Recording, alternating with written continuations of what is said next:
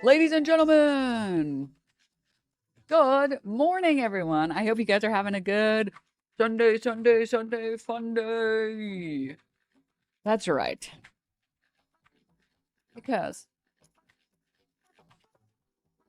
I've got a lot to show you all for today. First and foremost, I want to finish the HASAN conversation. Second, you guys see the Trump Truth Social post where he's like, the US will have Greenland. It will have Greenland. It will be there. It will be ours. It will be ours. I really want to look at that. I like how he's just talking about running again for 2028. And it's like, okay.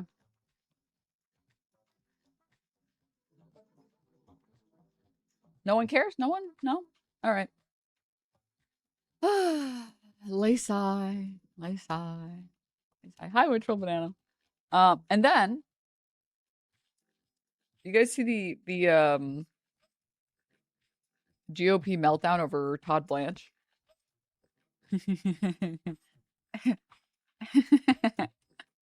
Two Republican I think it was senators are effectively blocking the AG nomination.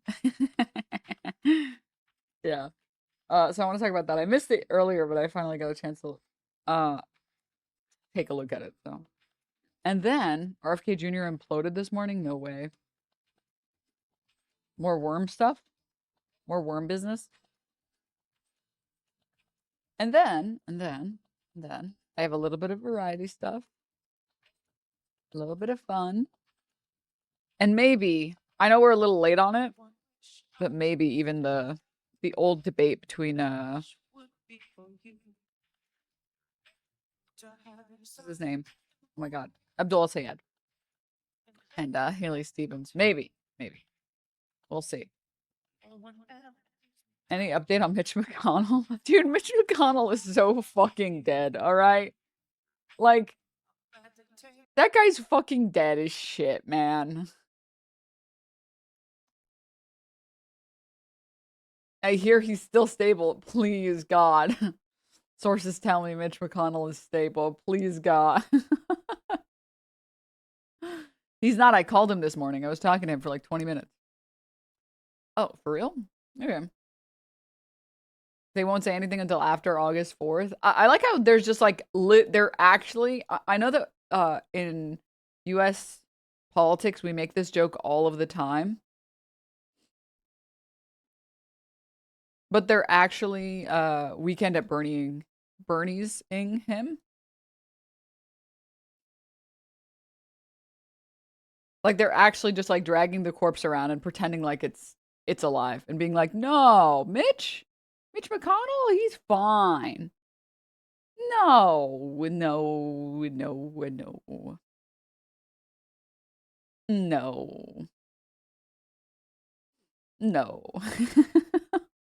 Talking about dead people voting. Especially after Lindsey Graham's death, you know that they're sweating. They're like, dude, no, please, no. We can't let this happen, okay? All right, so let's go one piece at a time. Dude, I love the YouTubeification of mainstream media.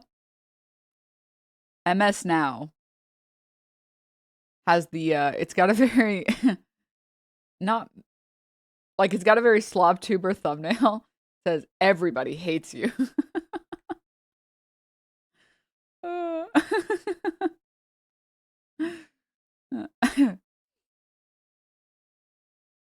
Here's how badly Donald Trump's week is going in Washington, just through facts. One, Trump cares more about the attorney general position than just about anything else. Let's go, Bob Ross's pocket squirrel, yes. In government, it is the fulcrum of his efforts to break the rule of law, to punish and indict enemies, and to have sort of favorable treatment of what he perceives to be his vulnerabilities, tax audits and the like. You've probably heard about that in the news. That's number one.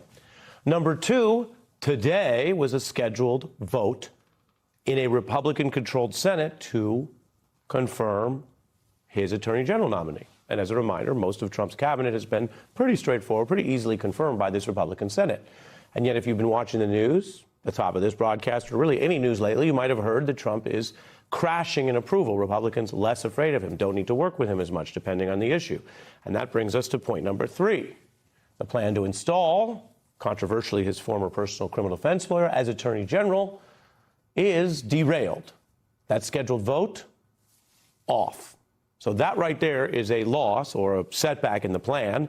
If they had the votes, we know how Congress works, they would have voted today. Translation, they don't have the votes, and we have more evidence on that. But this has been derailed. Donald Trump's plans not going the way he wanted, and the fear of crossing him is fading. Trump says, in response to this setback, that maybe he would just pull the whole nomination, which is a kind of ploy to leave Todd Blanche in as acting AG. Then the midterms would come. Trump is hoping they hold the Senate, and then the 2 senators causing the most problems, who he primaried, would be gone, and he hopes replaced by more loyal Republicans. But that itself is a gamble that requires them winning the midterms, which is really up in the air, especially when you look at the polling and the war. Cornyn responding that there are other senators that have similar concerns, they just haven't been flushed out in public, which is an interesting point we will discuss tonight. What he's basically saying is he's the heat shield. Other people oppose this, but they don't need to get into a party civil war if the nomination is already stalled. And that came hours after Cornyn sent the DOJ a new proposal to try to resolve this sort of fake, made-up settlement deal that Trump claims would immunize him and his family from future audits. All of this tied up as well in the plan to try to give out money to MAGA-allied convicts. Now, Cornyn told reporters already. Do you guys really think that they would do that? That they would use a bunch of money to help out a bunch of fraudsters? Do you guys think that? That the way things are going, meaning as of that moment, he was just going to vote no on the AG nominee. Every time I think we're getting close to a resolution, somebody throws a wrench into the work. So we, this morning, it looks like we're no closer than we were before. I am prepared to vote no, but I do think I owe it to my constituents and to Mr. Blanche to try to negotiate in good faith, and that's what we've been doing. The sound you hear is of a Republican actually using a little bit of their power as a co-equal branch to govern and regulate the executive branch, in one that many people say has become a runaway executive branch. Now, we'll leave it to the side for now whether Cornyn could have done this. I don't know. Any time in the last 6 years, he lost his seat anyway. But that's where we stand. Now, the Republican Majority Leader, Thune, is still trying to work with Trump to come up with some resolution before this long summer recess begins, which sort of would put a fork in the whole plan. Here's how Politico, a nonpartisan outlet, puts it. Thune leaving the door open to getting Blanche confirmed next week if the senators are able to come to a deal with the DOJ. But, and this is crucial, Politico writes, Cornyn and Tillis have yet to blink. Trump is threatening to take his ball and go home. That would be, obviously, a very public loss in a very key agency, the Department of Justice. Loki, I have to say, I'm surprised that there are any Republicans that are ever even at any point trying to fight Trump on anything after the Thomas Massie shit show. And then same thing with Lauren Boebert, same thing with Marjorie Taylor Greene, and same thing with anyone else who is a hardcore Republican that wants to oppose Trump on anything at any point. Nancy Mace was the other one. But Nancy Mace, I think, has like gotten sort of back in his good graces, or she stopped trying to argue. All because these senators decided to stand up for something. So, not your normal narrative, a little bit different. I want to bring in Andrew Weissman, former FBI general counsel, former Mueller prosecutor. He has lived the intersection of the DOJ and Congress. When Congress is doing its job, it can exercise a productive type of oversight. That's why we see people, including the Attorney General, testify. Lately, I think a lot of folks are skeptical or cynical about the whole thing. We'll put to the side Cornyn's newfound constitutional responsibility. And we can do it in 3 minutes. But for now, what's happening here, and do you see this as a type of progress? Look, it is, as you said, it is a loss. Even if ultimately he is confirmed, in short order or upon, a new Senate, if the Senate is still controlled by Republicans. It is still a loss. But having said that, the idea that you have Senator Thune and others willing to confirm somebody where the hill that two senators have chosen to die on, where they have drawn the line, is such small potatoes. This is somebody who has subpoenaed the New York Times, and his own lawyers have had to go to court and say, we made mistake after mistake, and we didn't even read the leading case on point, and so we're in violation of law. And then the Department of Justice issues a press statement saying that the judge is wrong. After a court appearance where they had to admit over and over again how it was the department that violated the law. You have Todd Blanche, Department of Justice, trying to indict 6 sitting members of Congress. You have them trying to open a criminal investigation into Jerome Powell and the Federal Reserve. You have them in violation of the Epstein Transparency Act. You have a federal judge who said that Mr. Abrego Garcia was vindictively prosecuted and laying the blame clearly over and over again at the feet of Todd Blanche. And you have a federal judge who has referred Todd Blanche and what the bad faith conduct in connection with this so-called settlement slush fund to the Bar Association for the nominee to be the head of the Justice Department. And yet you have just 2 Republican senators saying that there's a problem. Well, I'll paraphrase Tucker Carlson, as I am wont to do. We had Big Pun earlier quoted in the show, but Tucker said about this moment in the Trump era very accurately, and we're supposed to pretend this is normal? I mean, there is nothing normal or in bounds about this kind of attorney general. And whether people like to hear it or not, the president is fully entitled to nominate a qualified attorney general who has strong conservative policy views. Absolutely. Jeff Sessions. Also, sorry, the people that he's going to list as qualified AGs is so fucking funny. What I wanted to say was, I don't know how anyone is fine with Todd Blanche being AG. Like, I don't know if you guys have seen Todd Blanche. He always looks sweaty and nervous, like he's lying about something, because he is. And he looks like a character that belongs in Arrested Development. And everyone is just supposed to ignore it and be like, well, it's fine. It's probably fine. Oh, thanks, Prodigy. He always looks pissed off. I don't even think he always looks pissed off. He just always looks like incompetent. He has like Patel vibe. He has like worse than Patel vibe. Was at the time one of the most right-wing voting members of the Senate, but he did, by all accounts, follow the DOJ rules, went through a confirmation process. Here you have someone who, as you're pointing out, is already on a rampage against the rule of law, against the First Amendment, the Fourth Amendment probably, depending on how you view the subpoena abuse, and a heck of a lot of other rights and rules. And so you kind of say, to get back to the Cornyn of it, if I can nerd out with you. Yep. If this flies, then what the heck? I want to play a little bit of This Was Trump and Cornyn, because you found the words I was looking for. He gives off the vibe of Charlie's lawyer uncle from Always Sunny. You're totally right. That's exactly the vibe that he gives off. Let me see if I can find the video, or like a good video for anyone here who doesn't watch Sunny in Philadelphia, because it really... That's exactly what I was looking for. This has become their standoff. Yep. Maybe You have said that the weaponization fund is a moot issue. Is that your position? At the time. That has nothing to do with it.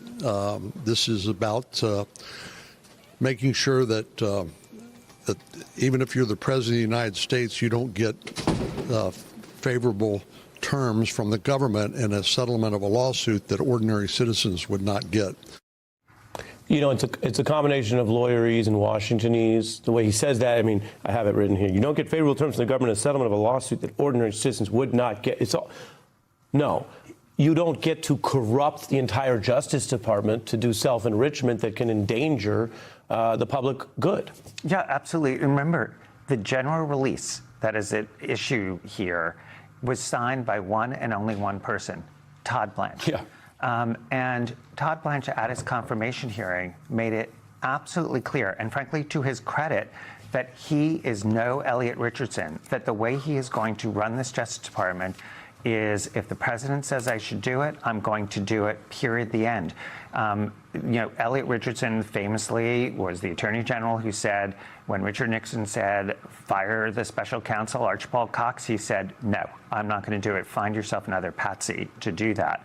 Todd Blanche made it very clear, and frankly, now the reporting on what we're seeing in connection with this new James Comey indictment, that's exactly what happened, where the White House was behind all of it.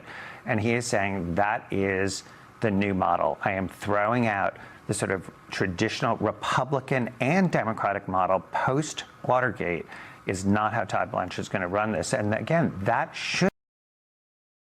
I don't understand these chatters.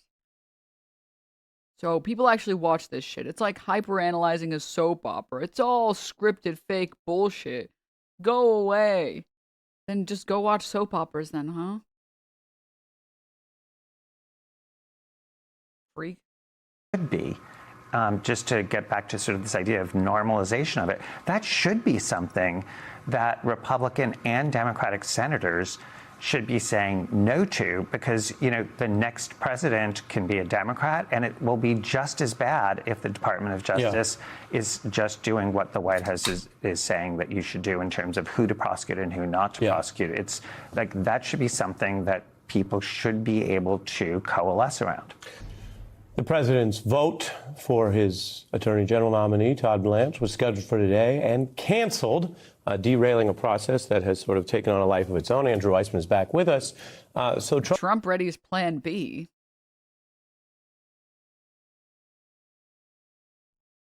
Of course you would go against Republicans. And rules for me, but not for thee. Mpreg, no, that wasn't the joke I was making an abortion joke, but not that joke. Here, this is a great example of like what I feel like. This is how I feel like Todd Blanche comes off. Maybe I should find that one interview where Todd Blanche is talking about the Epstein victims, and he just comes off like a total fucking like used car salesman.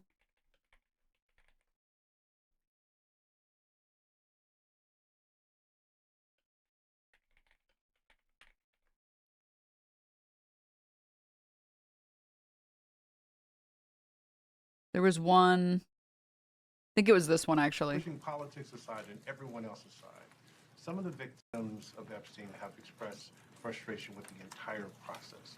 I want to give you the opportunity to speak directly to them.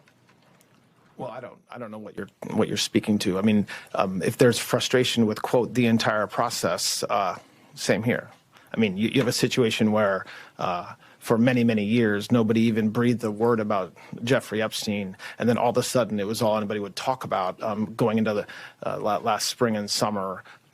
Yeah, that's because the GOP popularized talking about Epstein and talking about a giant pedophile ring. Hello? Culminating in the passage of the Transparency Act. And President Trump has said for years what I think everybody will find to be exactly true, which is detailing his relationship and lack thereof with Mr. Epstein and what he thought about Mr. Epstein and notwithstanding what the department has been saying for a very long. Did you see Max Miller said he didn't abuse his wife because she offered to make him dinner a week later? Thank you for reminding me. Thank you for reminding me to talk about that. Oh my God.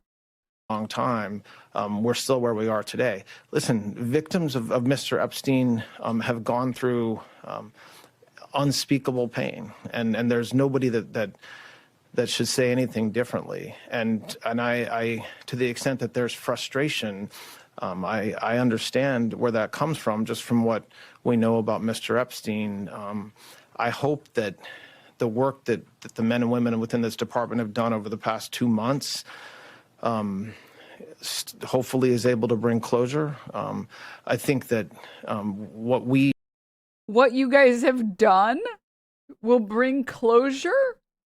How? You haven't done anything. What we told our reviewers is that that was the goal. You know, there's this mantra out there that, oh, you know, the Department of Justice is supposed to protect Donald J. Trump. And that's what we were telling. That's not true. That was never the case. We are always concerned about the victims. When we said that we were not legally allowed to release documents, that's a fact. That was true. It remains true today. And then with the Act's passage, we are able now and directed to release documents, which is what we are doing. But so hopefully some of those frustrations are now eased. Listen, any victim that wants to speak with the department has done so. Hopefully, if not, they should. The prosecutors from this case in New York. Oh my God, that's such a good way of putting it. This dude's jacket always looks like some invisible hand is grabbing him by the scruff of his neck. You're so fucking right. Have given hundreds, if not thousands of hours to working with victims. And what do you mean? You don't feel at peace when you get doxxed by the federal government for being a victim of Epstein? What the hell? That's what we do every day, and that's what we did in this case as well. So, And very quickly, can you assure the American public that President Trump, like every other prominent person whose name came up in relation to the Epstein files, that all documents, photos, and anything relevant to him connected to the case are being released? I mean, yes, I can assure that we complied with the statute, we complied with the Act, and there is no... So that's when I lie? When I lie? We did not protect President Trump. We didn't protect or not protect anybody. I mean, I think that there's a hunger or a thirst for information that I do not think will be satisfied by the review of these documents. And there's nothing I can do about that. But President Trump, of all the people in Washington, D.C. and around this country that have said for years the same consistent message about Jeffrey Epstein is President Trump.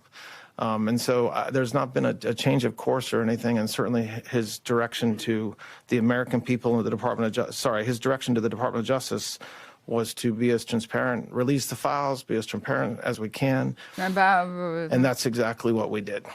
We thank you for watching, and remember, stay updated. You guys feel very transparent? Tell me he doesn't come off exactly this way. Out of guns, and we have to manufacture more guns. Have a bit of a local lightning rod in this gun debate. Exactly. Gun sales have skyrocketed. We're running out of guns, and we have to manufacture more guns. Supply is not meeting the demand. Can we cut? Will my hands look this small on the screen? We're live. I thought the camera would add 10 pounds to my hands. I don't like the way they look. Your hands look fine. Put them down. This is Jack Kelly. He's my attorney. He specializes in constitutional law. Our rights are being infringed upon, and people like my client won't take it anymore. The Constitution guarantees our Second Amendment rights. And these liberals like Al Gore, they're trying to take that away from us with this global warming bullshit. So you see the two issues as related somehow? Damn right. The government of today has no right telling us how to live our lives because the government of 200 years ago already did. Yeah. Oh, okay. They also protected us from tyranny against the seizure of tasteful artistic photographs of beautiful bodies. Not now, Jack. That same government wants to come into our home, tell us what is and what is not art. That's not right. Okay, well, I'm going to try and keep things on track here. Yeah, get out and get those guns before they run out and the government changes the law. How is that tasteless? It's art. Get that out. Get that out. You can't even see the Get it child. out. We'll be right back. Weather, traffic, and a trip to the zoo coming right up. Who would have thought it would be such a one-to-one comparison? Oh God, it's too accurate. Does he not give the same vibe of shitty lawyer defending and also actually defending pedophiles? They're the same picture. Wait, you're telling me that wasn't Todd Blanche? It's the same picture.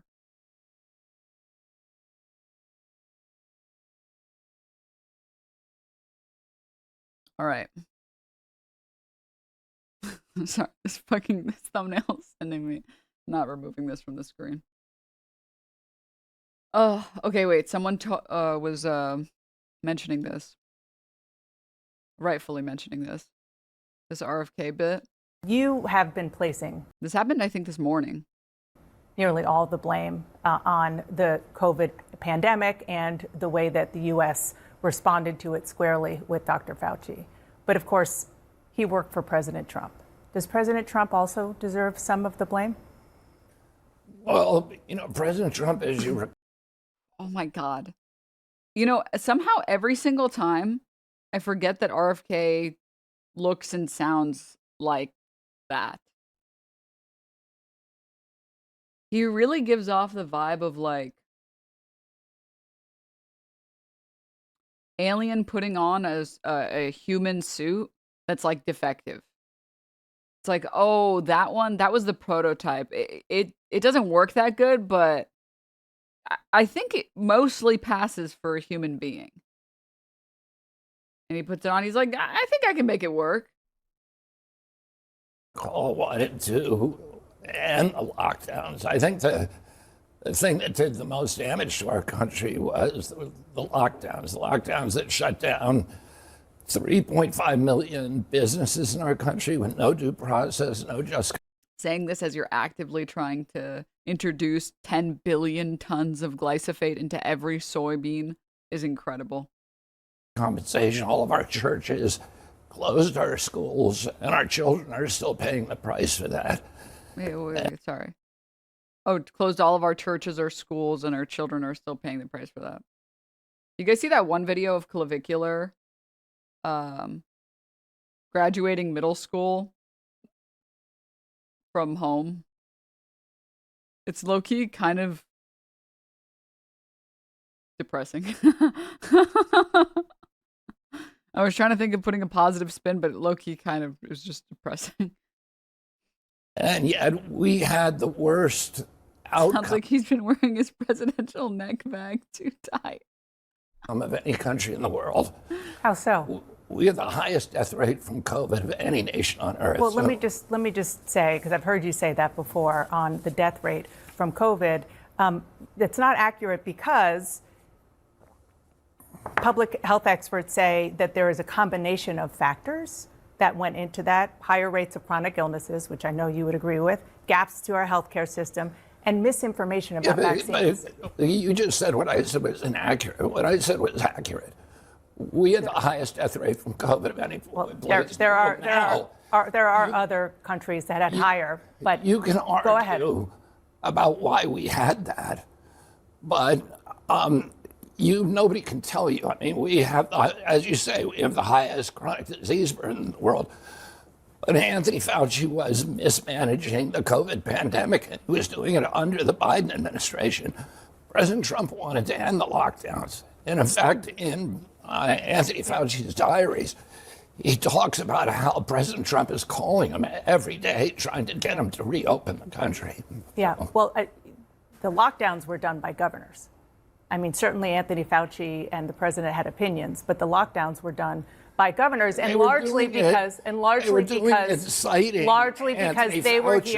were hearing from hospitals saying that their ICUs were overrun and they needed some help while that was happening. Well, that's not true. That's just not true. It is what true. You're saying is not true. No. He didn't even respond to what you said. What the fuck? It was literally a state-by-state basis. What the fuck? That's why red states had like obscenely high numbers of people in the ICU. Oh, they were doing it because Anthony Fauci was telling them from the top, you need to lock down. There were ICUs that were empty all over the country, including in New York at the height.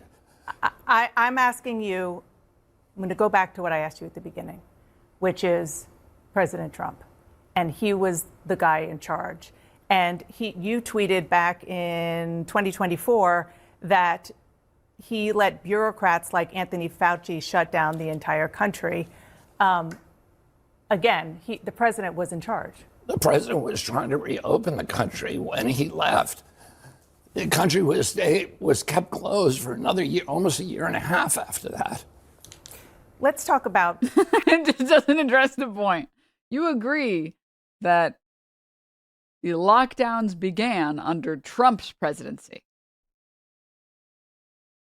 But that doesn't count because Biden came right after. Oh, okay. All right. How to prevent the next pandemic, because there's a lot of litigating and relitigating that I don't think is really helpful to do with regard to COVID. And the question is about so-called gain of function, which for people who aren't entirely clear about it, it is a highly risky research process that includes manipulating a virus to study how it behaves as it evolves. Now, what scientists say is that although it's controversial, it's necessary to prepare for the next pandemic, to get ahead of it, to figure out what these viruses can do. You want to end this gain of function research. Some scientists say, isn't it better just to put better guardrails around it? People have been trying to put guardrails around it for generations, and it hasn't worked. And clearly, COVID-19 pandemic and many other global pandemics that we have come from gain-of-function research. The RSV epidemic that we have, that is the biggest killer of kids in this country today, came from these kind of experiments. The Lyme disease almost certainly came from this kind of research. So, and the science. I have to look this up. I'm sorry. Just need to make sure I haven't lost my mind. Who you say are experts are making the argument that this is necessary for pandemic response cannot point to one instance in history where research that came out of this kind of experimentation. So just in case you guys were curious,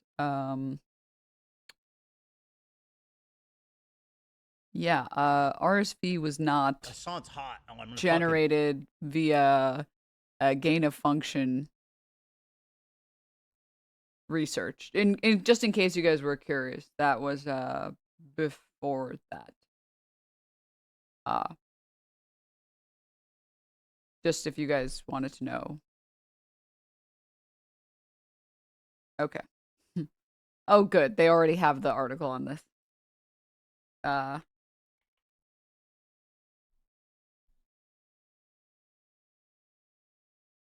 The RSV epidemic that we have is, sorry. As a general rule, never trust anything RFK is claiming. Kennedy claimed that gain-of-function research was responsible not just for the virus that causes COVID-19, but for other diseases as well. The RSV epidemic that we have is the biggest killer of kids in this country today.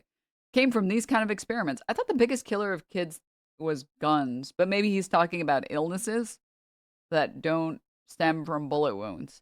RSV, or respiratory syncytial? I might be mistaking the pronunciation on this one. Hold up. Double check this.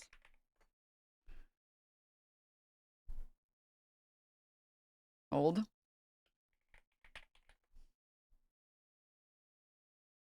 Syncytial. All right. No C, no hard C there. Was first identified in the late 1950s in a lab chimpanzees as well as human children. What became known as gain-of-function research began 2 decades later when scientists first figured out how to piece together genes from different organisms.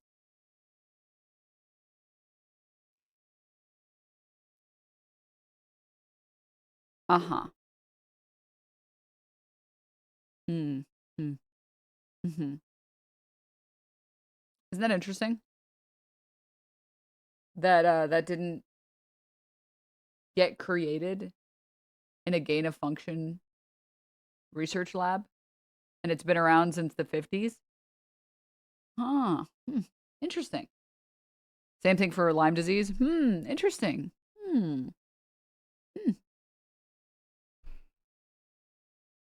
And it's funny, too, because the next paragraph is literally describing what she said, which is, hey, after 2011, when 2 teams of scientists modified the bird flu virus so it could become more dangerous to be transmitted between mammals throughout the air, something the virus hadn't been able to do before, the U.S. Department of Health and Human Services stepped in to create guidelines and mandate oversight of such research. The purpose, obviously, of this research, I mean, you guys already know, I think, but the purpose, obviously, of the research is on the off chance that the virus mutates on its own to do this, Wouldn't it be nice if we already had the virus so we could prepare some vaccines or treatments or cures for it? If we had it ahead of time, we wouldn't have to worry if it ever mutated in a way that would impact us extremely negatively. Should there be really strong guardrails for that research? Yeah, obviously. Is it bad to be prepared for a mutation that could kill a lot of people? No. Obviously not. But that has nothing to do with, I mean, he literally described it as the biggest killer of kids in this country comes from these kind of experiments. RSV did not get created because of this research. Like, who thinks? I don't understand. Is it just like appeal to like nature on everything for conservatives? It's like, this is unnatural, so we shouldn't do it. We should just let the viruses mutate as they please. And when they kill all of us, then we deal with it then. Like, what? Has actually provided us something beneficial. So how do you prepare then? How do you prepare for the next pandemic? I mean, that's literally part of your job now, because experts think it's going to happen within the next 10 years again. Yeah, I mean, I think we did first. RFK's logic is the same as the solipsistic bullshit. Diseases didn't just exist 100 years ago when we hadn't discovered them yet. RFK seems to be operating under the assumption that all diseases that happen after gain of function are a result of gain of function research. Yeah. See everything wrong the last time. So what about now? The principal thing that we need to do is we need to listen to what's happening to doctors on the ground. There are 15 million frontline physicians around the world. They're mainly... You mean the doctors that asked for lockdowns because the ICUs were overflowing with people that had COVID? You mean the doctors telling people to get vaccinated and then parents deny their kids vaccines and the kids die of measles? You mean those fucking doctors? Now connected through the internet, we can tell on the front lines what's working and what's not. If we had listened to those doctors during the COVID pandemic, we would have saved... Denims, I have to mute him. I'm eating. Potentially millions of lives. There were therapeutics out there that were working. There were doctors that were having no deaths from COVID and treating, in some cases, thousands of patients. And we weren't listening to them. Instead, we were doing the opposite. We were shutting them down. And then, Dana, the other thing that I would say is that we need to protect our constitutional rights. That is the primary obligation of our country. What does that mean? Well, during COVID, we completely dismantled our constitutional rights. We began censoring people in violation of the First Amendment. But I'm not, you're saying... First Amendment... Whose First Amendment rights were violated during COVID? What?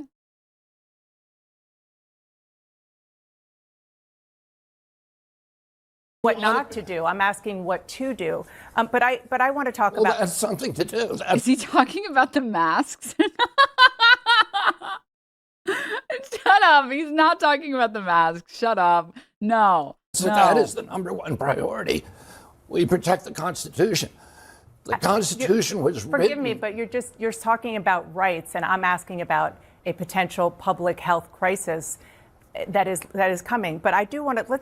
And one of the mistakes we made in the last time was suppressing those rights so people weren't being heard.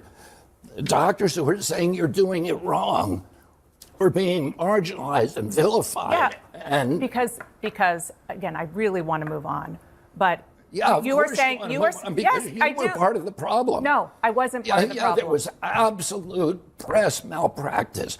You weren't allowing your press malpractice.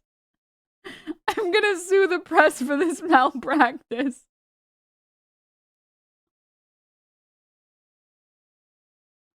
Mr. Secretary, your job is a fierce skepticism. Thank you for the 20 gift subs. Thank you, everyone. If you got gifted a sub, you have to say thank you. Or else I curse explode you with my mind. All right? But thank you so much, Contra. LMAO, thank you so much for the 3 months. Ashina, thank you for the gift sub. Pixel, thank you for the prime. This is my burner phone. Thank you for the prime. Curious, thank you for the prime. Trunk, thank you so much for the 49. Or sorry, for the 7 months, excuse me. Raziel, thank you for the 36 months. Gogo, thank you for the 8 months. Maple takes, oh, sorry, I missed this. Thank you for the gift sub. Mochi Roll, thank you for the gift sub also. Thanks, guys. Strum Dog, thank you for the 20 months. What the? 40. And you weren't doing that. You were Guys, 1 sub equals 1 more minute of being harassed by RFK Jr. All right, that is a promise. Hard to stomach an interview where Dana Fash is the good guy. Dude, I know, right? House of Rice, thank you so much for the 5 gifts. Strum Dog, thank you for the 20 ones again. Thank you. My job is also dissenting. No. Okay. Are you want to sit here and attack me, or do you want to have conversations about public health? I'm not attacking you. I'm asking questions about how to prevent the next pandemic. Question, and I'll tell you. That's what I'm trying to do. But I also don't want to use this interview to allow you to say things that aren't entirely true. You're talking about therapeutics, fine. It is also factually true that the COVID vaccine worked. The COVID vaccine prevented deaths. There is data upon data upon data. Let's talk about the measles, please, because this is something that is happening as we speak. The cases in the U.S. vaccine protected children. I think that what I have talked to scientists and doctors about. Scientists. Can you show me one study? Yes, I can. That shows that I can. Children were protected by the COVID vaccine. I can tell you that there are. Can you pull up even one study that shows children were benefited by vaccines? Is there even one? Is there even one of those? Even a single one that shows that vaccines help children?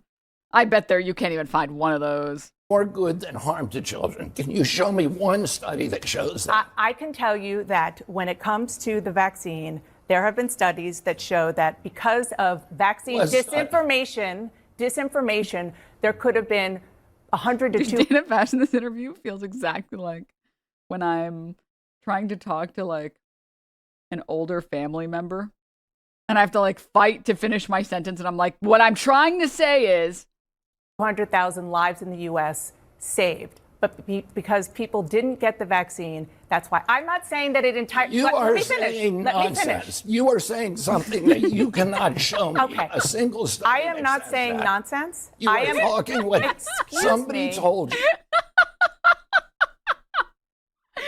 it's exactly like talking to like your parents on a topic that they don't want to concede on, or like talking to like your uncle. It's like talking to the conservative in your family and being like, no, that's not true. You're talking nonsense. You're nonsense. You were saying nonsense.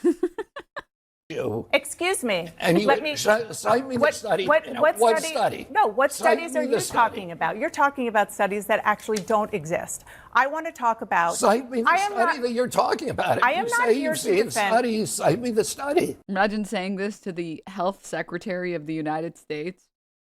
What, you mean to tell me that it's bad for our general society that a reporter, or I guess not a reporter, but like Dana Fash, however you would describe her, has to explain that vaccines work to the guy in charge of our health? You think that that's a bad thing? This is not productive. I am not here to defend all of the. Let me You're finish. talking nonsense. You're making assertions you can't support. And then when I call you on them, you're telling me that I'm arguing. Okay. Do you want to talk about assertions that you can't support? I'll get there in a second. Let me just say, for the record, that I am not saying that the entire way that the COVID reaction was accurate. It was a scary time. And people made mistakes. Absolutely. You were scaring people. Why are you saying that? Because that was the job of CNN. Okay. Was to put the chyrons up. How many people are... Why are you... No, you were scaring people. Really? You know, I'm going to be honest. I didn't need to watch any CNN to be scared of COVID. When all of my college classes went online, I was like, haha.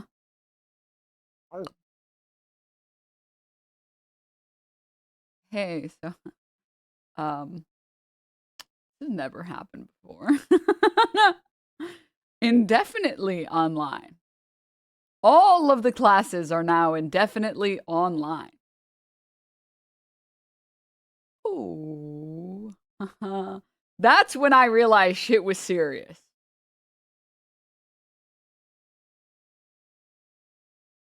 I think probably at some point for a lot of people, it was maybe someone in their family getting sick.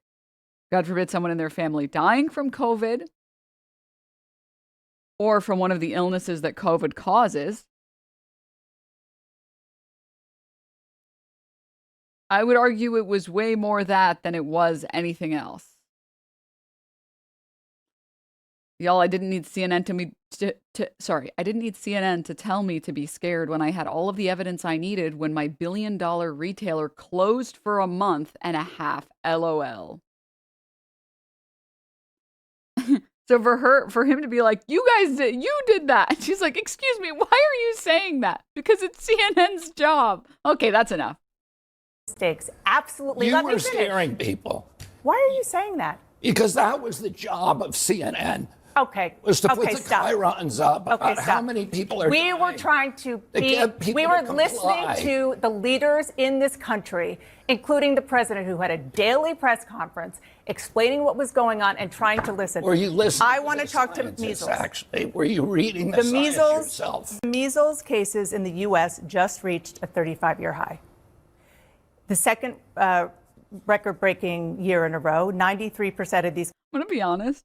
I've never seen, I'm sure it's happened before, but I've never seen, and unfortunately I've watched way too much Dana Fash interviews, Dana Fash get this upset. I've never seen her devolve into like talking to someone like they were her like conservative dad. She got so upset about it. Oh my God. I'm not saying that in an attempt to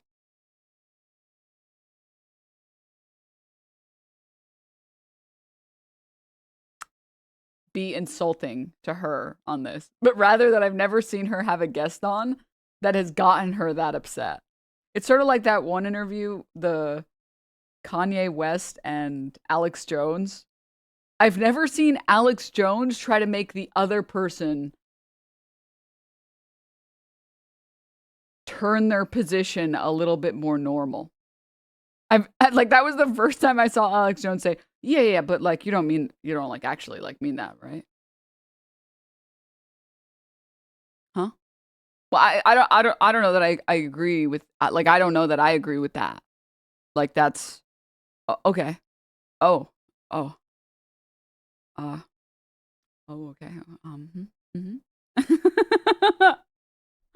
Cases are among the unvaccinated. The outbreak is happening on your watch, and even before becoming HHS secretary. Also, maybe what he's talking about is are the therapeutics that he's referencing, doctors trying known medication to treat COVID symptoms at the beginning of the pandemic that we knew very little about. With this new virus, when it didn't work, doctors stopped using them, but then conservatives got fixated on them. For years, you have been one of the leading voices questioning the efficacy of vaccines. Do you accept some responsibility for this measles outbreak? Absolutely not. First of all, this is an international outbreak. So, and we're doing better at handling it than any country in the world. Mexico has 15 times the amount of measles per capita that we have. Canada has 4 times the amount of measles. England has 2 times the amount of measles. Did I cause those measles outbreaks? You're the most famous. Did I cause 137,000 cases? You're the most famous vaccine skeptic on the planet. Let me tell you, because actually Anthony Fauci in his diaries answers the question about why we're having a measles outbreak right now. The reason we're having a measles outbreak because of the COVID lockdowns, because people didn't, like children, during that period did not get vaccinated. And in his diaries, he says this is going to cause massive outbreaks in measles and more children. He says this are going to die. Let me finish, because you could accuse me of something. Now let me. No, I didn't. I asked you a question. Yeah. I have to go out. This interaction's too good. Sorry, one more time. Because actually, Anthony Fauci in his diaries answers the question about why we're having a measles outbreak right now. The reason we're having a measles outbreak because of the COVID lockdowns, because people didn't, like children, during that period did not get vaccinated. And in his diaries, he says this is going to cause massive outbreaks in measles and more children. He says this are going to die. Let me finish, because you could accuse me of something. Now let me. No, I didn't. I asked you a question. Yeah, let me give you the answer. He says in his diaries, more children are going to die from measles because of these lockdowns than COVID. So if you want to know, and that age group that should have gotten the MMR when they were 18 months and didn't get it, they're the ones being infected. The people in this country, and we have stopped the outbreaks at record speed in South Carolina, in Texas, in Utah, in Virginia. We've done better than any country in the world. Which, by the way, what he's talking about is the fact that Fauci said, or sorry, this is the article talking about the recent hearings with Fauci. He also pressed Fauci on May 6, 2020 conversation he had with Dr. Robert Redfield, former director of the Centers for Disease Control and Prevention, over the fact that 1 million children had missed their measles vaccination because of the shutdown. This is terrible, needs to be addressed, since on that basis alone, there would be far more excess deaths from measles among children than the coronavirus deaths among children. That the lockdown was preventing children from getting the measles vaccine. It wasn't about, that the lockdown was made specifically to hurt children and get them killed, and all illnesses are fake and vaccines don't do anything. It was him saying, it's a pro-vaccine stance, but they want to be anti-Fauci. Denims, this guy's going to live to 130, isn't he? It'll be painful, but he will live almost forever, ? I don't know what could kill RFK Jr. I think he's already had like 20 different pathogens try and fail. So I don't. Immediately the epidemic intelligence services to those states. I get on the phone with the governor and we stop them in their tracks. Nobody else has been able to do that. You have a bully pulpit. Let me tell you just one last thing. Go ahead. The communities that are suffering from measles are almost all religious communities that just don't vaccinate. The Mennonites have not vaccinated since 1796, since Edward Jenner invented the smallpox vaccine. It's hard to blame that on me as much as you want to blame it. No, I don't want to blame you. I'm asking. What? Then vaccinate them. Hello?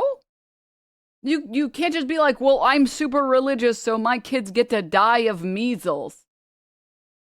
That shouldn't be a right that you have as a parent, that you get to let your kids die of fucking measles.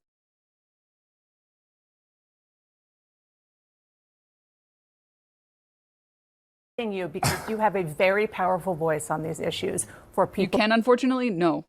Not when it comes to like going to schools, public schools, not when it comes to participating in society and being a risk for transmitting. You have to get, as a kid, you have to get your MMR vaccines to go to public school. So you absolutely can.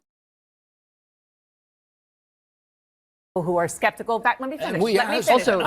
There are lots of instances where we step in and tell parents that they are not allowed to do things with regard to children because children cannot make their own decisions. So we are allowed to step in, like the state is allowed to step in.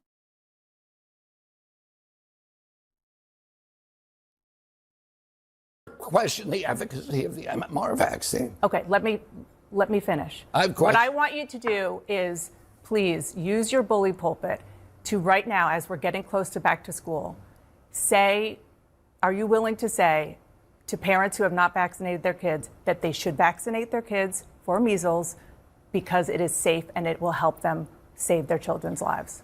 We tell people on my websites, my public Right now, pronouncement, I'll look say into the it right camera. now that parents should get their children vaccinated for measles. A measles vaccine is effective. It stops measles in about 97% of the cases. So people should get vaccinated. Can I ask you, the Wall Street Journal reported that the president is pressuring you to conduct studies. I don't know if his base would like that, by the way. Wait, what was the last thing that he said? Measles in about 97% of the cases. So people should get vaccinated. Can I ask you, the Wall Street Journal reported that the president is pressuring you to conduct studies probing the link between vaccines and autism. Is that true? Did you say probing the link? I'm just quoting the Wall Street Journal, that the president wants you to go further to probe the link between autism and vaccines. He certainly does. Okay. Now, have you talked to him about medical research that have studied this for 25 years and found no link between autism and vaccines? And just this is my question here, because I don't want to litigate that. My question is, why not, because you are HHS secretary now, why not study what could cause autism, which scientists do believe starts with fetal brain development? Why not do some studies on that, whether you're an environmental lawyer, whether there are environmental factors that go into contributing to a predisposed genetic situation? Well, let me say this first. We're doing all those things, and that's one of the ways that we found Tylenol. There's 73 studies out there and linked Tylenol exposure during later pregnancy and during the perinatal period to autism onset. But you are wrong when you say that this issue has been studied. It has been studied, and you're rolling your eyes, Dana. But I am, because I don't want to have you use our air to say this. There have been more than 40 studies involving 5.6 million people to conclude there is. I don't want you using our air to say this. No link between vaccines and autism. This is the head of the Committee of Infectious Diseases for the American Academy of Pediatrics. And now let me tell you what the Institute of Medicine says, which is the National Academy of Sciences, which is the ultimate arbiter on vaccine safety, and which it does not have an interest in this debate. It says that none of the 8 vaccines that are administered during the first 6 months of life have ever been studied for relationship to autism. It found 2 studies, one on the DTP vaccine that showed that it does cause autism, and one on the hepatitis B vaccine that again suggests that it does cause autism. The Institute of Medicine dismissed those 2 studies because they were based on CDC's database. The studies that you're referring to are all for one vaccine, the MMR vaccine, or one ingredient, thimerosal. So you are actually looking at, you're starting new studies to try to link autism, but you're also telling me. I'm not trying to link autism to any. She just said that, she just asked him, is the administration currently trying to get you to link autism to vaccines? And he said yes. I'm trying to find out, why has autism gone Are you from also less trying than to, why are you has also autism trying to find gone- out how it interacts with people's DNA, what's predisposed to have an autistic child? Are you doing both? Yeah, but Dana, you probably don't understand this because you're not a scientist, but genes you're not don't either. cause, genes don't cause epidemics. I understand. Genes, They can provide a epidemics. vulnerability. A but you gene need provides environmental exposure. That's what I'm asking. Are you studying the environmental We're looking exposure? at all the different environmental exposures, but your statement, you have been fooled. Your statement that this has been studied is not true. It's categorically It is not true. considered. Not for It is. any of this stuff. It is considered. Considered by decided who? By every scientist who has studied this. That is not true. I can is give you. true. Do I have to play the entire documentary from Hbomberguy again? Hundreds of scientists who have looked at this. So and on the say, one why hand, is do you understand why It's the people aren't National getting? Academy of Sciences. What greater authority Do you have than understand that? why people are not getting measles vaccines? Because they're hearing you say that it could You're cause trying autism. to change the subject. I'm not. It's very much Yeah, you are. related. Show me one of the studies that's been done on the first 8. By the way, this is the organization he said does not give a shit about the link. Do vaccines cause autism? Vaccines do not cause autism. No credible studies show that autism is caused by vaccines. By the way, let me give a TLDR, but maybe we'll watch it because it is Sunday FUNDAY. The entirety of the vaccine autism skepticism, or whatever you'd like to call it, it all started in the UK, unfortunately. And it started because one guy wanted to make money by separating the MMR vaccines and trying to prove that they needed to be split up over a period of time to be safe. It started from a guy wanting to make some profit. All my homies hate Andrew Wakefield. Should we? Should we watch?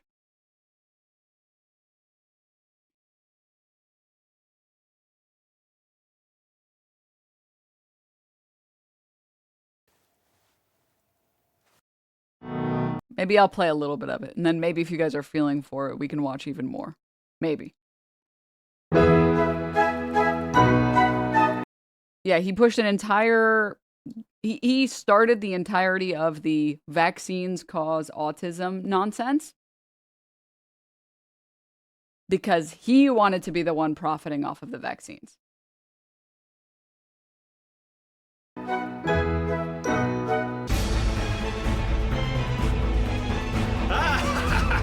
Don't worry, vaccines are perfectly safe, according to me. You might notice a little prick. Hello and welcome back to hell. I'm just vaccinating my profiteroles, immunizing them against the horrendous disease known only as not enough cream. British food be like. Unfortunately, while vaccines are great at stimulating my balls, Can I be honest with you guys? I hate when they make the baked potatoes and all the ingredients are cold. Does that make anyone else depressed, or is that just me as like a stupid dumb American? I hate when they put the cheese on and the cheese is like unmelted and cold. It makes me so sad. The only thing that should ever be cold is sour cream. And that's it. Everything else is supposed to be warm. humans, they've become quite the controversial topic. In the late 90s, an anti-vaccine movement started to pick up steam, claiming that they cause autism. And the movement has plenty You're right, and you should say it, thank you. of washed-up celebrities flushing it, including what's-his-name, and that one, and some more. Here's 45th President of the United States, Donald Trump, coming out against medicine. He once famously tweeted, "No more massive injections. Tiny children are not horses." I mean, of course they aren't. Horses aren't even real. But if there's an entire movement of people with documentaries and websites and Facebook pages with thousands and thousands of members, backed by the former US president, why does everyone else seem to think they're obviously wrong? Has the mainstream medical establishment science cucked a majority of people into thinking they're safe so they can keep making money selling them? The vaccine debate is complex and multi-layered and hasn't been resolved for over 2 decades, so obviously it needs me to come and put an end to it in the space of a single YouTube video, by doing what I'm best at, destroying things with my mouth. Oh,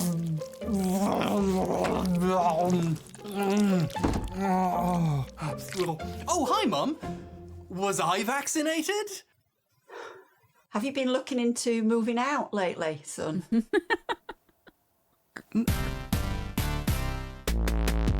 Now, the clever clogs among you will know that there was an anti-vaccine movement of sorts in the 1800s when they were Yeah, I've seen enough. Vaccines definitely cause autism. first introduced, but that movement died out on its own a long time ago. Of smallpox. The main argument in the modern movement is that they might cause autism. So let's see what, on paper, this claim is supported by. Yes, I just ended a sentence with a preposition, and if that annoyed you, we get it. Your school was expensive. We're all very happy for you. Part 1. The easy version, in case you don't feel like watching this whole fucking video. In 1998, a study came out alleging a link between the MMR vaccine and autism. MMR vaccinates against measles, mumps, and rubella, which saves kids from having to get multiple painful shots and parents from having to know what rubella is. It was published in The Lancet, a very well-known medical journal, which made it seem credible. However, the paper was eventually found guilty of being bad. The science turned out to be bonkers, and multiple other studies on literally millions of children did not show that there was a link, and the paper was eventually retracted by the journal that published it. So retracted that it literally has retracted written all across every page in... Sorry, really quickly. Some chatters were talking about, like,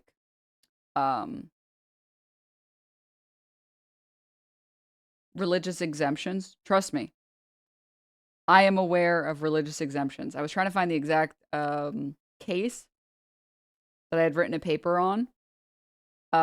The shortest version of it is that there is this strict scrutiny test when it comes to imposing requirements on individuals and citizens, and there are exceptions to the rule. But vaccines would be one of the exemptions that would allow you to force people regardless of their religious identity, because there is no other remedy to give.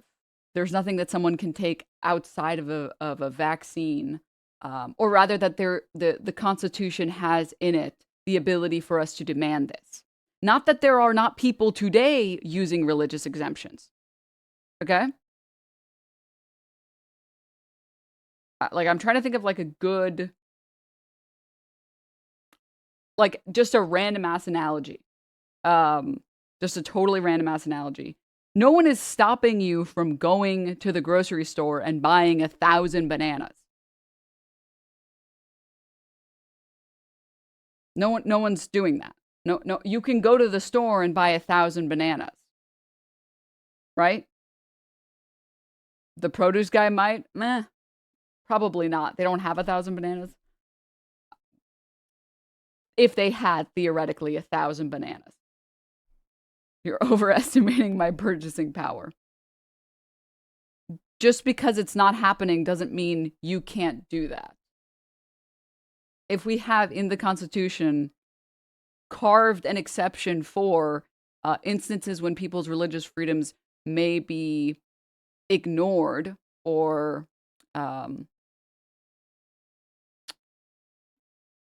prohibited, I don't know the exact wording here, you can impose requirements on these people regardless of their religious freedoms.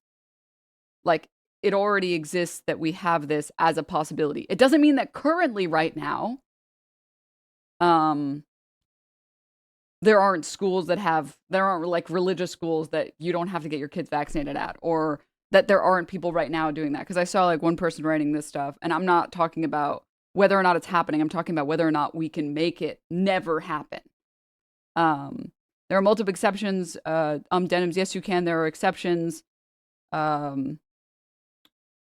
multiple exceptions. The exemptions depend on the state. Also, many of these religious communities homeschool their children. So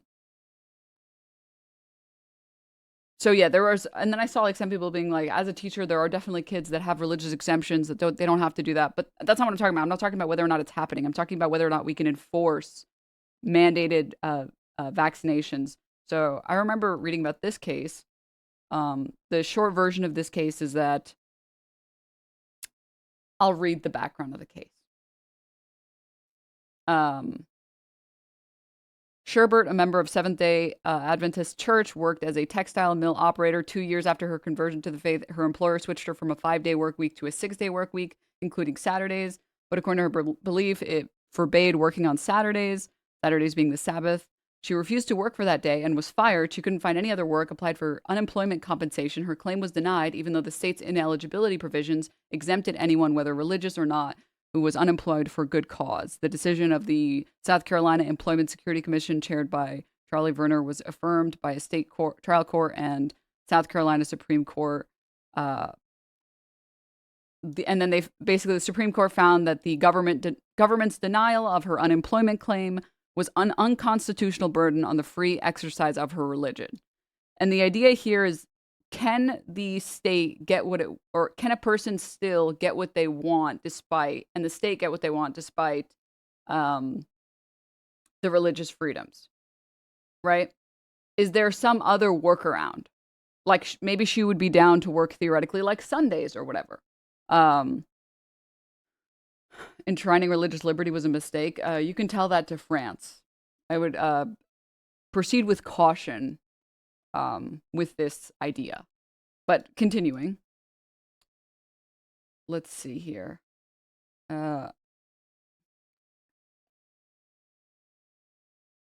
In Sherbert, the court set out a three-pronged test for courts to use in determining whether or not the government has violated an individual's constitutionally protected right to the free exercise of religion. You can skip some of this stuff. This is the most important thing. However, not all burdens placed on religious exercise are constitutionally prohibited under the test. If the first prong is passed, the government may still impose the burden on the individual's free exercise if the government can show it possesses some compelling state interest that justifies the infringement. I would say children not dying and having measles outbreaks is a compelling state interest to ignore people's religious freedoms. When there is a prevailing government interest, religious freedoms matter significantly less. The only point that I was making was not, I wasn't saying, no one has any religious exemptions in the United States. Are you dumb? That's not what I was saying. Do people currently use religious exemptions to get out of vaccinations? Obviously, yes. However, we have in writing that if there is a compelling enough reason, your religious freedoms do not matter more than this compelling reason that would be to everyone's benefit, including the state's benefit.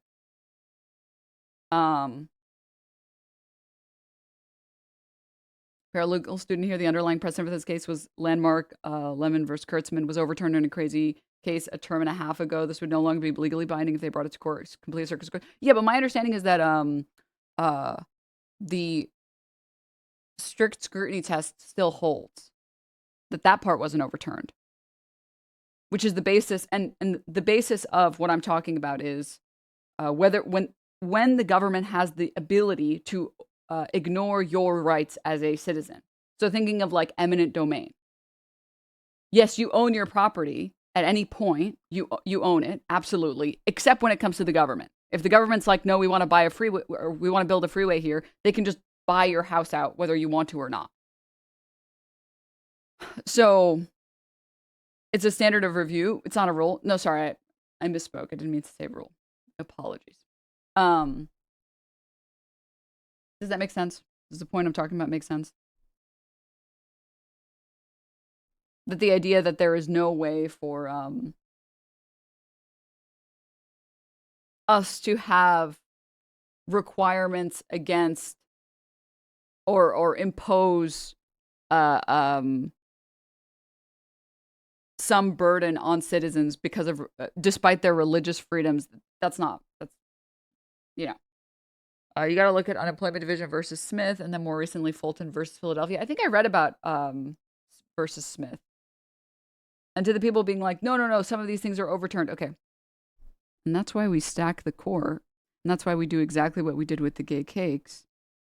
Send a case directly to the Supreme Court and have it be overturned. This is like, okay. I understand what you guys are trying to talk about. Imagine if I was talking about Roe v. Wade and bringing up the way that Roe v. Wade was protected by the Supreme Court. And it was protected under the guise of privacy. And people being like, oh, Roe v. Wade was overturned, by the way. It's like, okay, no. I'm saying whether or not it's possible for the U.S. to have this as a rule. That's what I'm talking about, okay? Whether or not it is plausible for the United States to force people to get vaccinated. And I'm saying yes. That's what I'm talking about.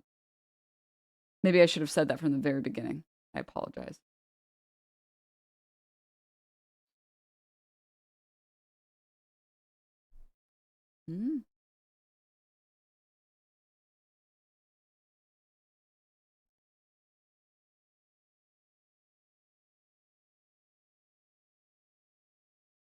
Sorry, I'm looking at a chatter.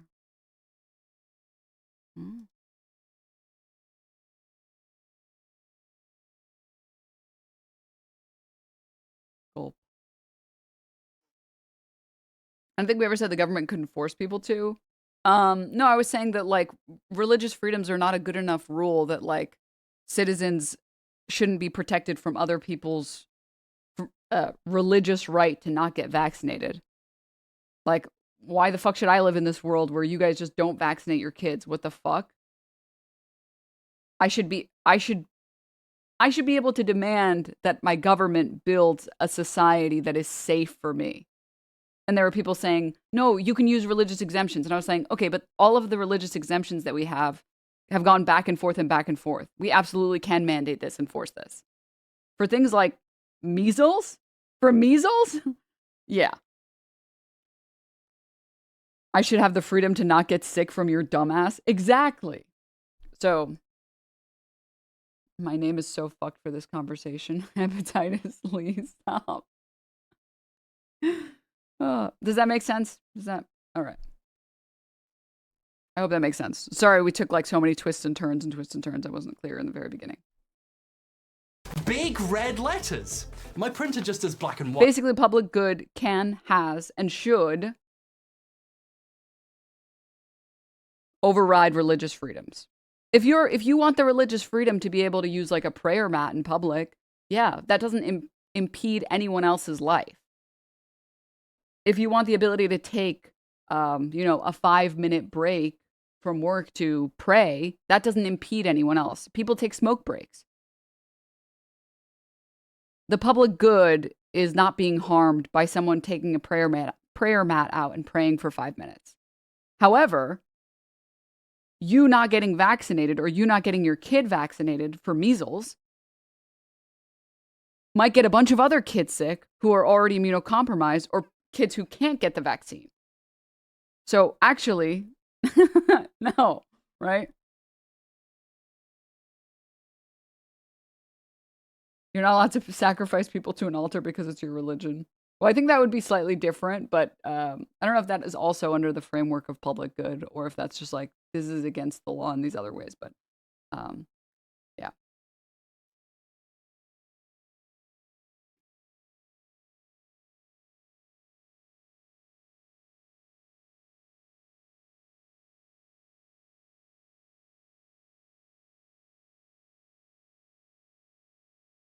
Okay, sorry, I was reading chat.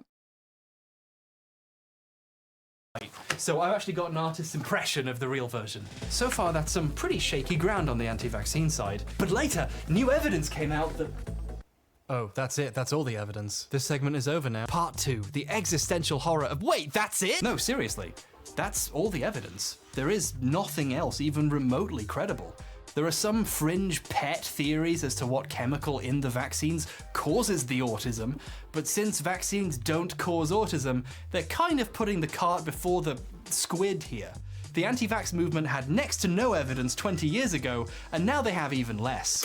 But hold on there, Daddy-O. Sure, you can sum up the entire issue in 52 seconds, wow. But really, I don't think that's good enough. Everyone who's anti-vax at this point has probably already heard and isn't convinced by the easy version. I mean, if you're on the fence about vaccines, you're not going to change your mind because someone told you there was a paper once, but it got retracted, no matter how much they pitch shift their voice in post. But what if you did want to change someone's mind on topics like this? The data on this issue is discouraging. Research shows that when someone becomes personally invested in an idea, they can become very close-minded, or worse, a YouTuber. Political science professor Brendan Nyhan and his team spent 3 years studying how over 1,700 parents reacted to various different attempts to convince them to vaccinate their children, and found that no matter what they tried, parents who started out against vaccination didn't change their minds. And worse, trying to correct false claims about vaccines actually made some parents more against vaccinating. Nyhan told The New Yorker, "It's depressing. We were definitely depressed." Now, as a fellow fan of logic and reason, I'm also doing great. But in today's particular, shall we say, socioeconomic climate, it's extra pressing that we figure out how to get everyone on the same page with regards to public health. So the purpose of this video isn't just to point out a group that's wrong about something. The real question is, when someone is wrong about something, not just this, How do you change their mind? Now, personally, I'm not sure how to do that. If it was easy for humans to change their mind about stuff, then this video wouldn't need to exist, would it? But maybe we'll find some answers by exploring what convinced people vaccines might be dangerous in the first place. We should probably begin with that old 1998 study, because let's be honest, how many people on either side of this discussion have actually read it? People don't read scientific papers. They check out the blogs or videos of people who they already agree with, and they tell them what the science said. And I mean, same. I heard all the other people say the science was bad, and... Sorry, there's a couple of things that I want to talk about. First and foremost, can you imagine being this much of a coper? 10 out of 10 reacting content. Surely the appeal will be denied. You're siding with the loser, dude.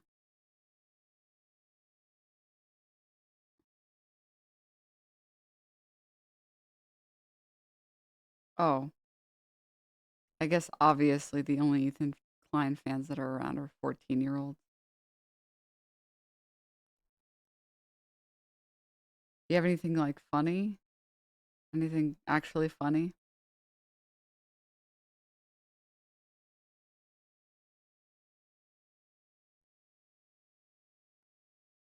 Ruffle, he made a penis. Oh my god. Do you have any reactions? Considering that I just went on a 10-minute stun lock about one of the landmark Sherbert cases that was then later overturned, yeah. But if you're deaf or stupid, maybe you missed that.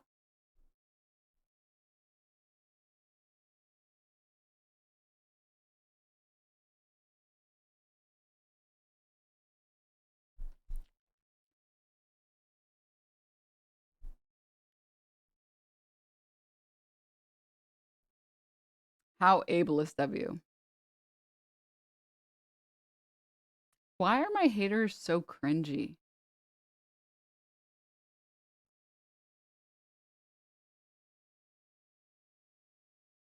Do you think like this works on anyone? Has this ever worked? Has it ever worked that you've been like, you're being ableist and it's done something? Because all it does is make you look like a fucking child and an idiot.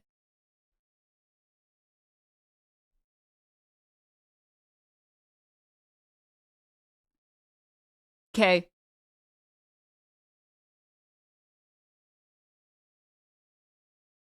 It kind of gives like, yeah, well, you can't fire me. I quit. Like if someone criticizes you and then you're just like, you're being how ableist of you. Like no one has ever believed that or thought it was like a good own ever. Anything else?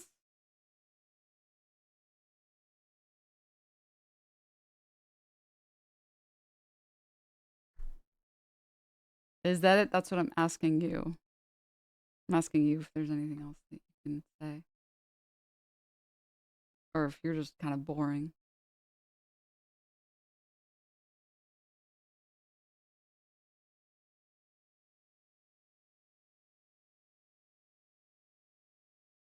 I mean, I guess like I'm good.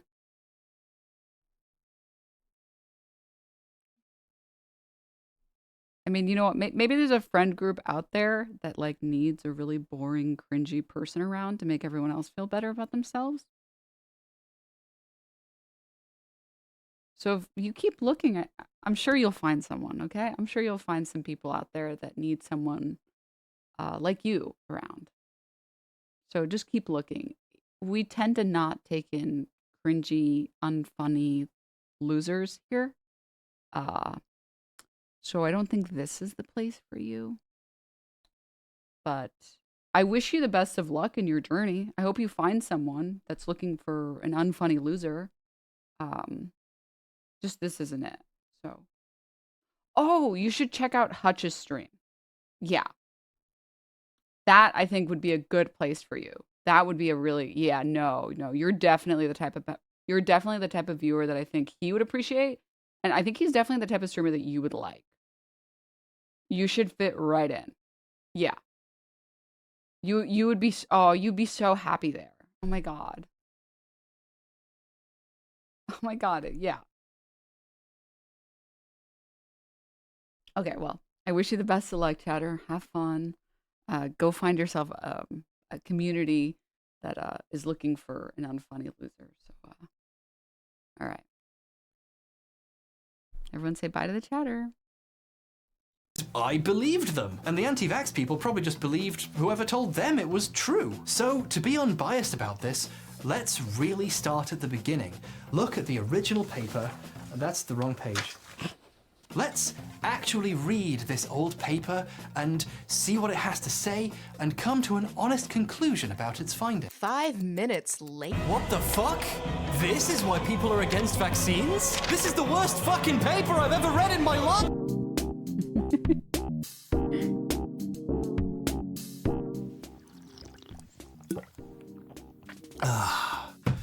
Right, let's talk about the study. I'm calling it The Study because its real title was Ileal Lymphoid Nodular Hyperplasia, Nonspecific Colitis, and Pervasive Developmental Disorder in Children, which is a bit of a tongue twister. I had to do a not insignificant amount of Googling to find out whether it's pronounced ileal or ileal. Don't know why I bothered. If I got it wrong, it's not like you would have noticed. The paper's lead author is Dr. Andrew Wakefield. I'm sorry, there's a mistake in my script. The paper's lead author is disgraced ex-Dr. Andrew Wakefield. Wakefield is seen by many as the founder of the modern anti-vaccine movement, since he was behind the paper that started the whole thing.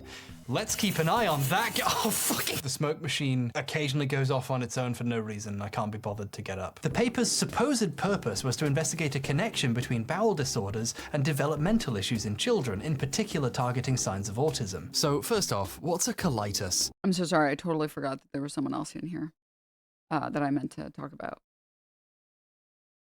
Hey, chatter, I'm going to be as clear as I can be. First of all, if you respond to any other chatters while I'm speaking, permaban. Second, if you don't respond to me, permaban. Third, could you just be less annoying? You understand, like, I'm annoying enough to make up for everyone else, so I need to make sure no one else is annoying. Do you understand? I can bring enough of that. So I need you to be less annoying. And you're typing kind of like cringy. You're typing like a boomer. Like, everybody born after the 90s is dumber. Can't understand sarcasm and nuances. It's all pretty sad. That's the reason they don't understand jokes and take them if... Hey, no boomer speech in here, man. It's really cringy. Like the whole... Yeah, basically right after I was born, everything was worse and everyone is dumb. Unlike me. It's really cringe. It's really cringy.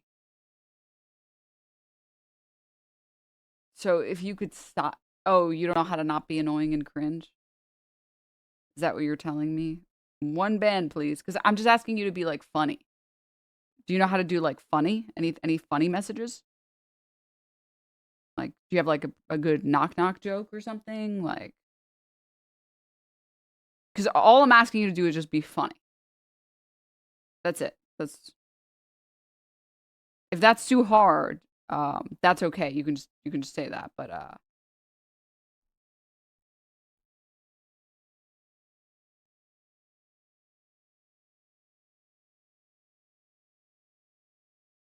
I'm Denims' backup annoying person for the stream, just in case she's not feeling annoying that day. So basically, we're all good on annoying. Sorry, my friend. And then I'm pretty sure there's somebody else behind me. So yeah, yeah, yeah. We're just like, we're all full on that position. You know, we don't need anyone else in that position. Anything else? Are you gonna type anything in response? I'll give you like, I don't know, 30 seconds.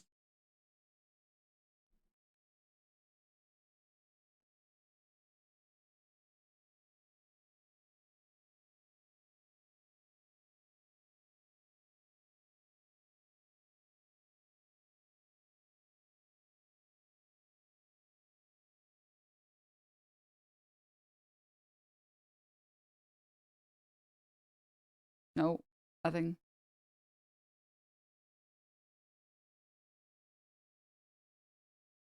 Nah, peace. So if I don't ban you, will you keep typing? Or are you actually going to leave? Because that'll be the ultimate test of cringe.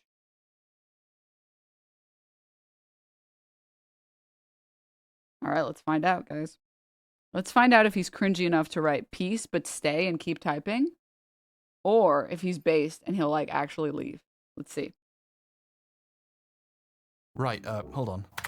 Okay, colitis is inflammation of the colon, one of the main symptoms of bowel diseases like Crohn's disease, for example. Colitis. By the way, we're going to use words like bowel, colon, and intestine interchangeably in this video. Don't let it confuse you, they're mostly the same thing. If you're a doctor, pretend you didn't hear that. The paper says non-specific colitis because it's not looking for specific kinds of inflammation. It's looking at whatever inflammation these children happen to have and seeing how they compare, because maybe they're all linked, and maybe they're even linked to the autism. According to Wakefield, he just happened to notice a lot of kids with both autism and bowel disorders, and he launched the study to investigate a possible link. But what does all that have to do with vaccines? I mean, surely it must have found something for it to have caused all this controversy. Well, allow me to list the paper's highly scientific findings. Some of the parents of the children in the study think they remember the autism symptoms starting after the MMR vaccine. No, really, that's it. Findings. Onset of behavioral symptoms was associated by the parents with measles, mumps, and rubella. Remember, guys, this was the original starting point of autism caused by vaccines. This is why all of this stupid shit started, by the way. Vaccination.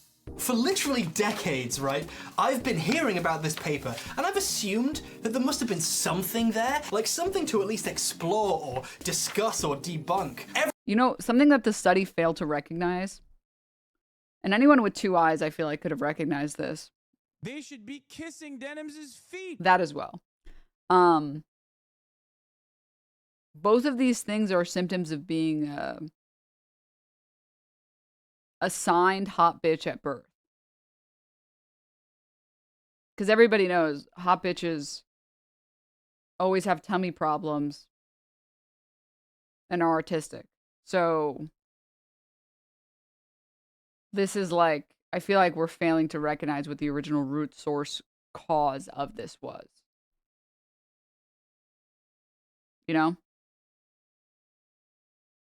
Chatter said, my wife's best friend is married to a big conspiracy theorist, and I learned a few weeks ago that their 3-year-old hasn't gotten any vaccines and he won't let him get any.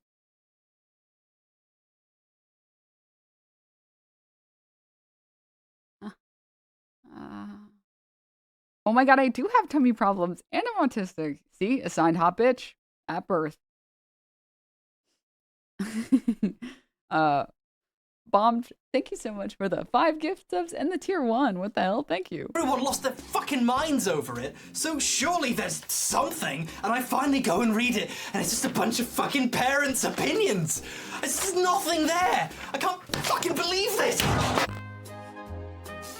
Like, seriously, the disconnect between the attempts at real science and the stuff the parents think they remember is, like, so jarring. Like, next to colonoscopies and biopsies and graphs of urinary excretions, you'll suddenly get sentences like, he received a dose of measles, mumps, and rubella vaccine, the day after which his mother described a striking deterioration in his behavior that she did link with the immunization. A note from your mother isn't science, it's how you get out of PE. I'm sorry, coach, I didn't really have polio. Maybe some home decorating will relax me. I love this poster because I'm smart, and now all my guests will know I'm smart. I have tons of guests, I'm a party animal, I have a charisma of at least 6.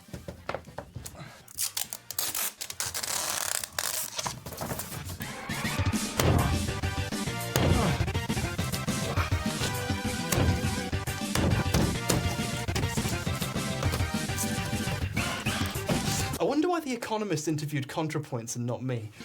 There, perfect. Does that look all right to you? No, Rachel, don't wave the camera. That's not how people communicate. Page 3 of the study provides a table listing each child's behavioral diagnosis, largely autism, and also... My son has Crohn's. He has ADHD too. His grandmother, born in the early 1900s, also has Crohn's. Also, I love how we blame vaccines. Let's not look at the crazy chemicals in our water from our factories or whatever else is actually increased in the last century. Well, you know, like there's research that shows like I don't think it's red 40. I think it's like yellow 5 or something like that. It's banned in the EU because it's linked to like attention problems in children. And it's not banned in the US. Like, I don't know, man. What if we looked at any of the stuff that we don't need that serves no, like, I'm sorry, yellow 5 serves no purpose except to better market candy. Like, we also, red 40 is also not good, but I think, yeah, there's been like some studies that I've read that maybe link hyperactivity in kids, right? It's not like guaranteed, like this yellow 5 is definitely causing children to have ADHD. But like, it's just food dye. Like, we don't need that food dye. Why would we allow a product that literally serves no purpose at all? Just so that the company gets to market their product a little better. It's like vaccines serve a real purpose. They save millions of lives every year. There is no purpose to your red Skittle being a little bit more red, or your yellow Skittle being a little bit more yellow. Like, it's just not, it's not necessary. Or we can look at like nutrition that kids are getting, and that's probably impacting a lot of different things that we don't know anything about. And instead of looking at any of these things that actually might be impacting child development, it's got to be the vaccines. Like, it's so insane. It's like, it's so fucking crazy to me. And like, I don't know if you guys remember middle school and remember pizza day and like birthdays. I didn't care that the vanilla cupcake had no dye in it. I was just excited to be having cupcakes as a kid. This idea that like, no, the kids aren't going to be interested if the colors aren't as vibrant. It's like, it already is appealing. It's a sugary dessert. Like, they already are getting all the crack they need. Like, we don't need to die. Like, there is no purpose. It is not in the interest of the public good to have food dye that causes negative problems or might be linked to negative. We don't even need to do more research on it. It's like, oh, this thing that we don't need might be causing some problems. Why the fuck is it still legal? Fat kids have always been around. You don't need dyes to get kids to eat food. Exactly. Like, I understand, like, if there is something that's serving some public good and it might be linked to something else, yeah, sure, let's do more research. The second I hear that some food dye might be linked to developmental problems in children, that's all I need to hear. Oh, that was enough for, like, the EU to ban it? Great, we should ban it too. Huh? What? And then this is also failing to recognize that the reason I also pulled up that chatter was to talk about the fact that this is also the entirety of the conversation about autism or ADHD or whatever. It's failing to recognize the fact that if you don't test for something, you won't have people with those illnesses. And if you test for those things, you will find more people with those things. Because if you're not testing, how are you going to know that it exists? It's not that autistic people suddenly started coming out of the woodworks. It's that autistic people have always been around. We just didn't have a word for it, or like we didn't care about diagnosing it ever. It was just, oh, wow, here is this kid that's very obsessed with these things. And kind of maybe, I'm not saying this has to be, this is the only archetype of an autistic kid, to be very clear. This is one archetype because autism is a spectrum.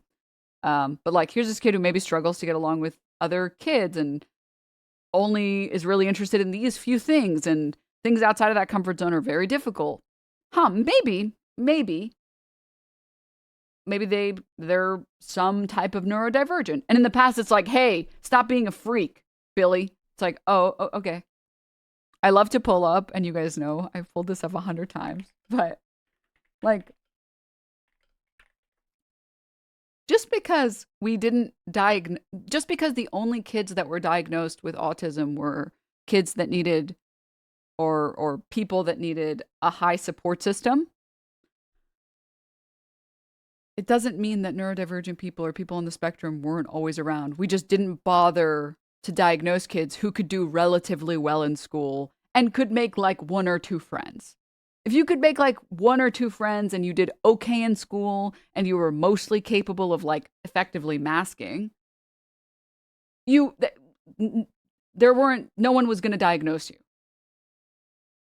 And I love to pull up, I don't know if anyone can guess what I'm about to pull up. I love to pull up this video. Inside the 40-year-long Dungeons & Dragons game. Remember that game of D&D you started when you were 11? What if it never stopped? My name is Robert Wardoff. I'm a history professor at the University of Western Ontario. I am a dungeon master for a campaign that has been going on for 40 years. What began in secret with a few friends has turned into a game that takes up much of Robert's life and most of his house. Robert has around 30,000 hand-painted figurines, countless custom-made pieces of terrain, and dozens of devoted players taking part in his campaign. If you're going to keep a game going for 40 years, it's going to have to be a good game. If you're going to have people who are going to want to play and are going to want to fly in, you're going to have to offer a product that is going to be better than all the other alternatives that are out there. I can certainly say with confidence that this is the best Dungeons & Dragons game in the world. Yeah, the guy with 30,000 figurines. This guy is definitely neurotypical in every way.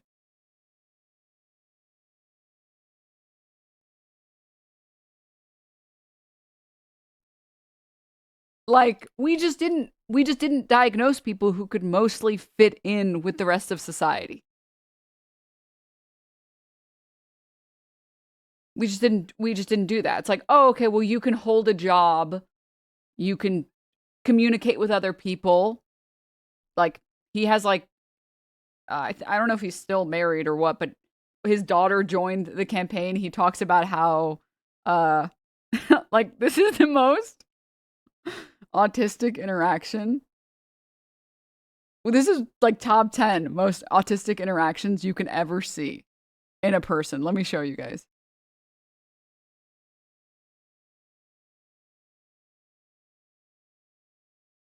Here it is. People's heart rates are up, there's emotion going on, so I can't be shocked and surprised when that character dies that there's a show of emotion. Here, this part. I have one daughter, and ever since she was a baby, she's been around this. I think maybe when she was 6 or 7 was the first time when she asked whether she could play. So she created a character as a fairy, and she still plays now. She's 20 years old. I mean, obviously, there's other stuff going on in her life, but she's been playing all the way through. The interesting thing happens when she starts dating and then her boyfriend wants to play. And of course I have to tell her straight off the go, now this relationship may not last forever, but the game's gonna last forever. So get ready, because I'm anticipating a situation when you break up with him, I can't break up with him. So once I allow somebody to come into the game, I'm never ever gonna stop them from playing the game. So sure enough, that situation happened. And so it can be a little bit awkward at times, but it means a lot to be able to have my daughter. Well, the reason why I describe this as being an autistic quality or behavior is because neurotypical people I have found in my life, they will very strictly follow social rules no matter what. Even in instances where they don't want to follow the social rules, they will follow the social rules. And the social rules are, you protect your own, and you don't care, you care less about your interests than about this obvious social rule, which is once someone breaks up, everyone else is supposed to break up with that person too. All the friends and family members also have to break up with them. And he's like, well, listen, I will be there in any way that you need, okay? But if you guys just broke up because you had a disagreement and neither of you did anything wrong, I can't stop him from playing. You didn't do anything wrong. Like, you wanted more from that relationship, okay. But like, why should I make him stop playing? I don't understand. Like,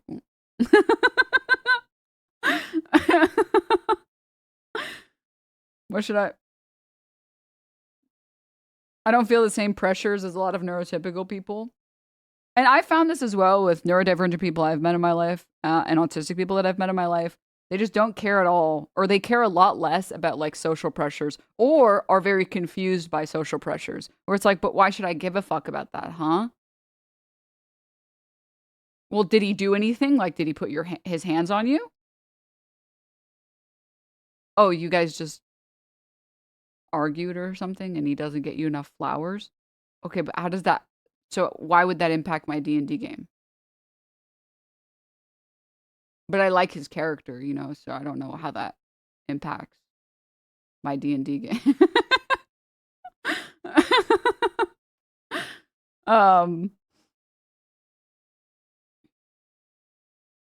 What was I trying to say?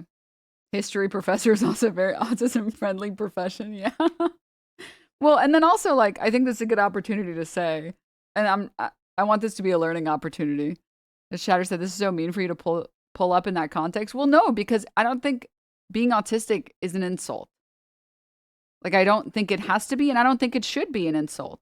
It's not insulting. It's correctly describing something. I view it the same way as describing something or someone as being a brunette. Like, you are a brunette. If your hair grows in brown, you're a brunette. If your hair grows in blonde, you're blonde. Like, it's not a disparaging comment. It's not like I'm like, oh, brunettes, filthy brunette. Like, no, that's just an accurate. Maybe somebody else is using it that way. I don't know, but that's just accurately describing someone. It's like describing someone and being like, this is a white person. It's like, doesn't have to be an insult.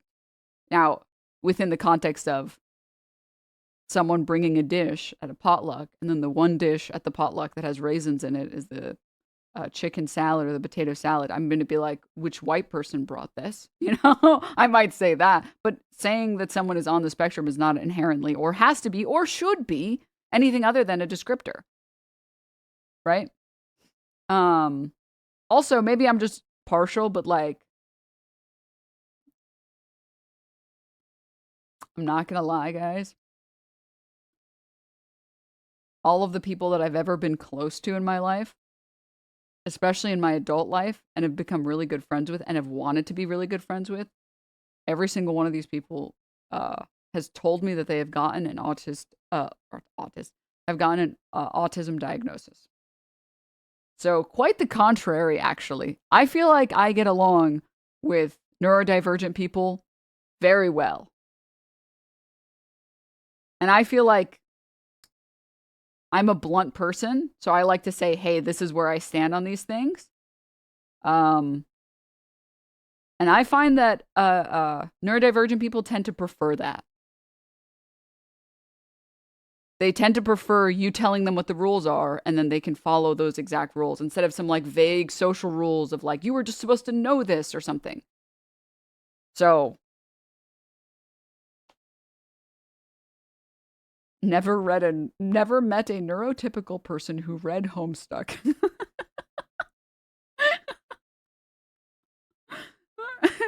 I know for sure I have ADHD. Okay, chat. That I know for sure. So yeah, I don't, like I just said 2 seconds ago, I don't think it has to be like an insult, and I never use it as, I never describe things as being autistic as an insult.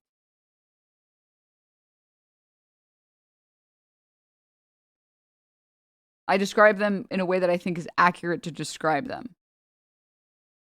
Almost like kind of in an endearing like manner, more than anything else.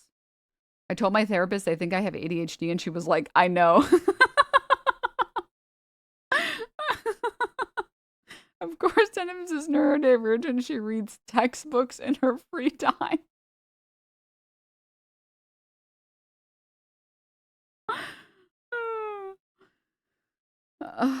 Anyways.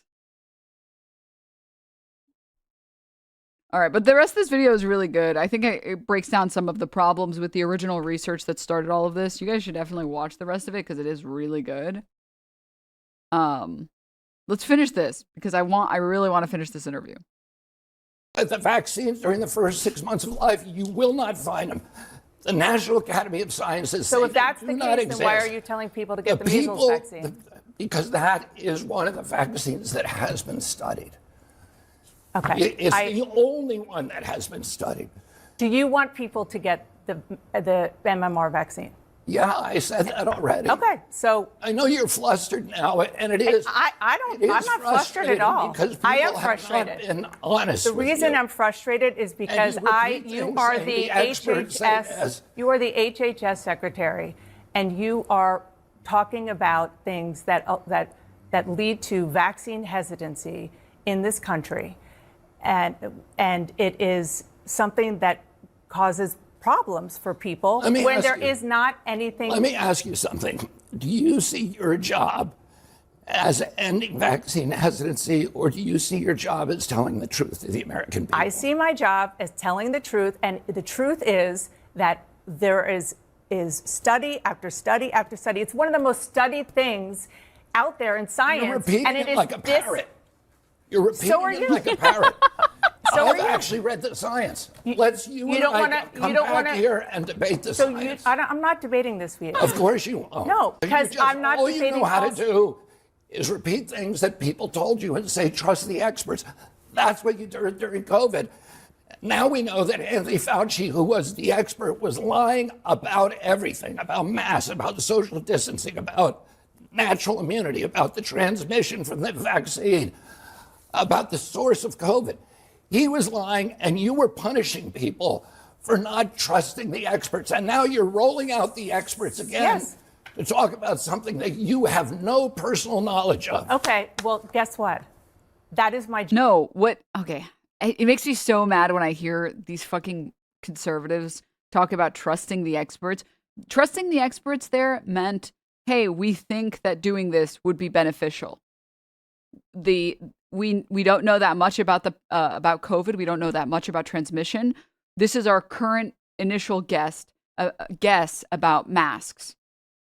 And they try and talk about the fact that they said no masks for a short period of time because they wanted to make sure that there were enough masks for healthcare professionals. And then they said, everyone, please mask up.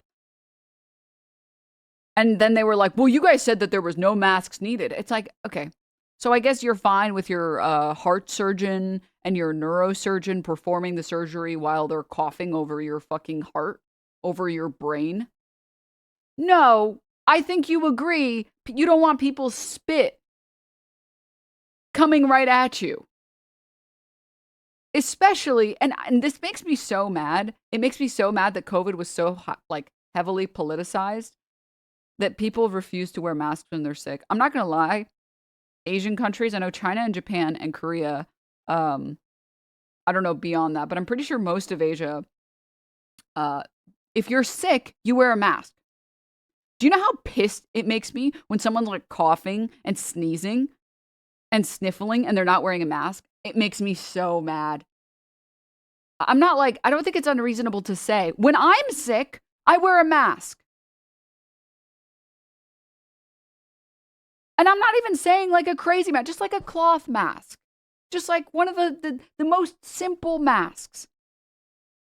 The most simple mask, okay? Just put it over your nose. That's the other thing that triggers the fuck out of me. Put it over your nose, under your chin. And if you're sick, just wear a mask. Just wear a mask. It's not, I don't feel like it's asking for much. And you only have to do it when you're inside. If you want to take it off when you're outside in the open air, go for it, man. But come on, man, please. And it's like, no, it's stopping the oxygen flow. The mask is trying to suffocate and kill me. I'm like, my mom regularly sneezes into her hands and it drives me insane.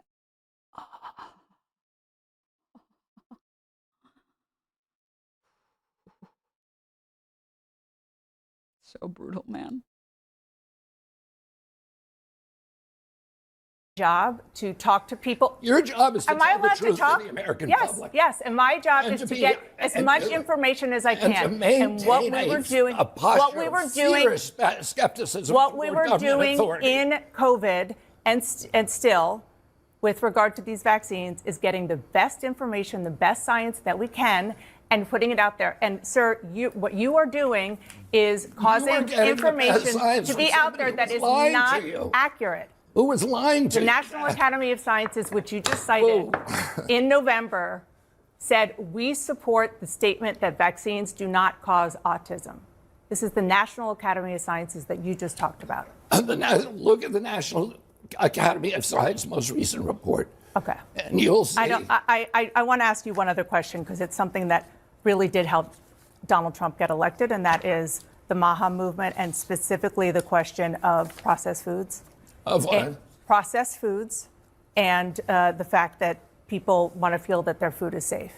My understanding is that you're pushing for reforms on food safety and ultra-processed foods that have been slowed, in some cases blocked, by people in the administration who are working on behalf of the industry. Is that true? No, that is not true. So you feel that you'll be able to get these reforms done without any problems? I think the the two big reforms that you're probably talking about is ultra-processed food definition. Exactly. And the GRAS standards. Yes. And they've both gone through extensive interagency process. I'm very confident that we will get them both out there within probably a month. Well, I'm sorry that this, and that's good news for people who are very moms, and I'm one of them, who are very worried about making sure that our kids eat food. Anyone is a very mom? We eat food that is healthy. I'm sorry that this turned into a very contentious conversation. And my job is to try to get the best information out there. And it does concern me when you come in and say things that have, take what you're saying have been, people who have scientific backgrounds and who I know have tried to talk to you as well. Thank you for coming in.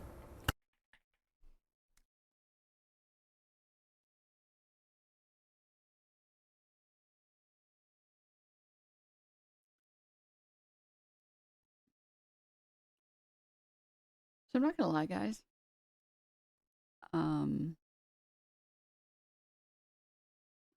It's definitely been a fun ride, and I plan to enjoy the rest of the Trump presidency to the max because that's the only way that I have to cope. That and rooting for candidates like Mamdani and Abdul Sayed and Oliver Larkin. However, I'm excited to be off this ride, guys. I'm excited for it to end. All right. It'll end eventually.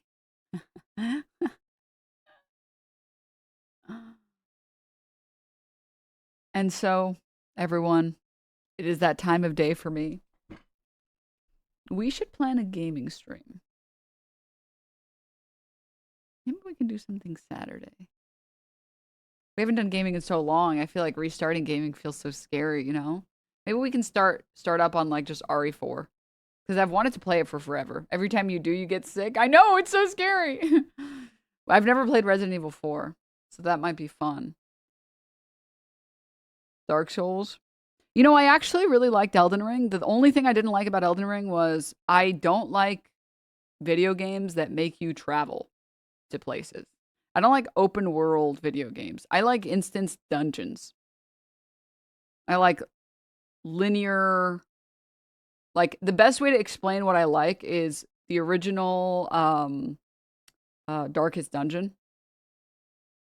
Like, I want to go to all the nooks and crannies, but I want to know, like, concretely where everything is.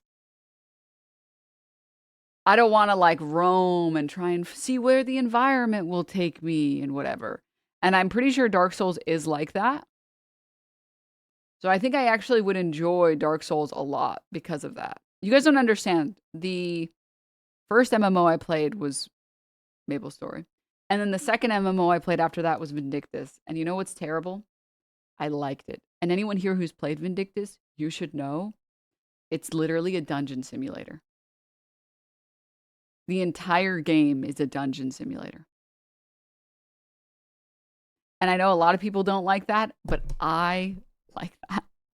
I like that. I'm not going to lie, guys. As someone who was obsessed with Dragon Age when Inquisition came out, I was this close multiple times to like breaking my keyboard. Because I would be like, oh, the quest is over here. Okay, I'll just like walk over. I should just be able to walk directly. There's a giant mountain in my way. Okay, I think the road is like over here. Let me go over here. There's another giant mountain here. Okay. So maybe like another hour of walking before I get to play the game. And I ran into that with Elden Ring, where I didn't understand that like you have to do this and this and this and this, and then this pathway opens up, but you can't just like run up the hill or something like that. You guys were there for that, and I just like I can't. I don't want to play a walking simulator. I don't, and I hate when the environment, like literally the terrain, is blocking you. I'm like, because my annoying ass is like, what if I just try and climb it anyways? And like you start climbing, and then you fall a little, but you made a little bit of progress, and then you climb a little bit more, and then you keep falling, and then you climb a little more, and you keep falling. And then eventually you hit a spot where after you've already dedicated 20 minutes in trying to do this stupid attempt that's not going to fucking work, you realize that you can't do it. They won't let you. And it's like, which sucks because I like the universe of Elden Ring. I just don't really like